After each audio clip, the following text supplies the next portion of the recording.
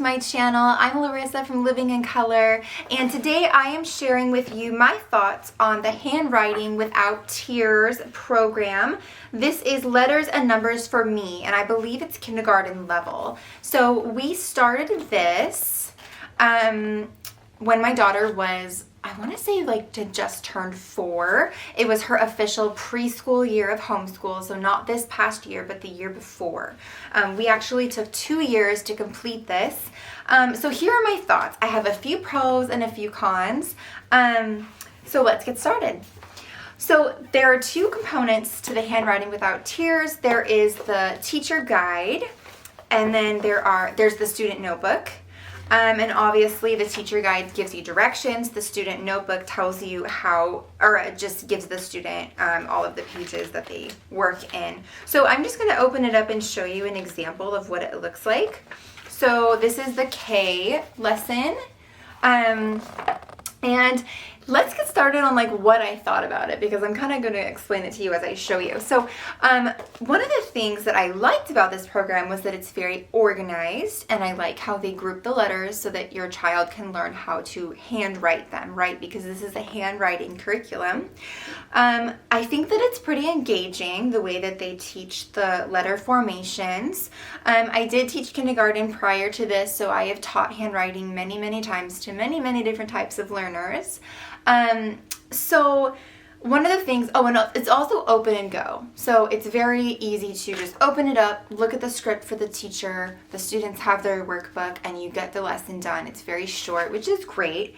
One of the things that I didn't like, however, is that they have a very specific language for what you have to use. Now, some might find it helpful. Remember, every student is different, every learner is different. Some of them that are very kinesthetic or visual might find this helpful. It says down bump to write the K, kick and slide away, and it has the slide. It's a little bit gimmicky.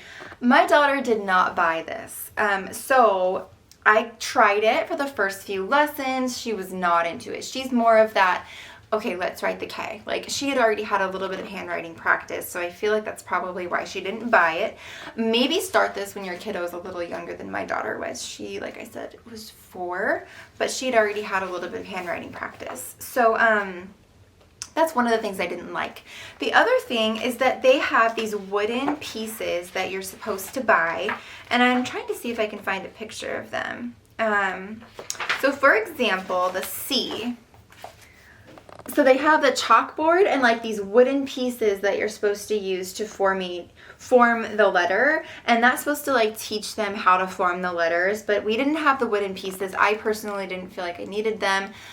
Would I go back and get them next time? Maybe. I might get them for my 3-year-old who will do this sometime soon, in a couple of years. And then they have you writing it on a chalkboard, and then they have you doing the workbook lesson, which I didn't do that because that brings me to my next kind of skepticism about this program, is that I'm pretty sure it's more made for classrooms than it is homeschoolers, which is fine, but it's very you use your phone and you take a picture of this and it has a song that goes with the letter. It reminds me of the curriculums that I used when I was teaching many, many children at once.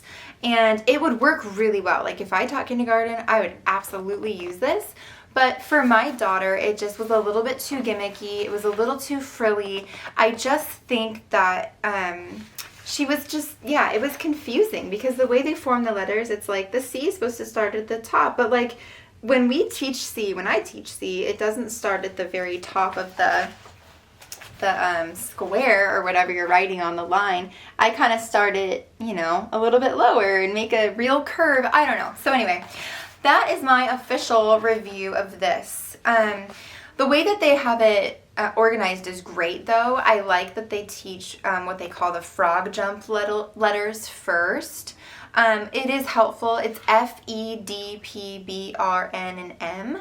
And those are letters where you write a line and then you jump back up to the top and then finish that letter. I mean, they're clever in the way that they organized it, but to be honest, it's just not something that my daughter took to. And that's what I love about homeschooling, is that you don't have to be married to one curriculum. We tried this for 2 years, and she might not continue on with the program. They have several years of this curriculum, but I'm going to try something else out. I also have reviews on my math program that I used this year and my phonics program for her. So if you're interested in those and your child needs some recommendations for those, go check those videos out. I'll link them in the description. This is for the 2020-2021 school year. I will share what we're using for handwriting in the 2021-2022 school year soon in a video. So be sure to subscribe so you can see that. And that's it for today. Thank you so much for watching. I will see you guys next time. Bye.